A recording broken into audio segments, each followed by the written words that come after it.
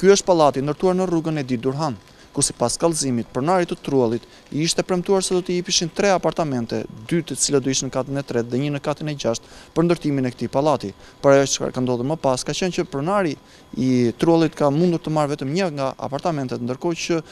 ka depozituar kallëzimin penal për kthimin e 2 apartamenteve të tjerë, të cilat i ishin premtuar nëpërmjet kontratës së lidhur me kompaninë e ndërtimit të këtij pallati, në të cilën zonja Grida Duma ishte aksioner me 30% të aksioneve. Por cili është objekti i kallëzimit penal të pronarit të Trullit, Albert Pali, për mashtrim për koordinatoren e marrëdhënieve me publikun në Partinë Demokratike, Grida Duma. Klienti im, Albert Pali, kallëzon 2 persona të një firme ndërtimi, Kristian Konstruksion, të cilët kanë bërë një akt marrëveshje, kontratë si përmarrje, i cili i ka vënë në dispozicion Trullin dhe do të merrte nga ata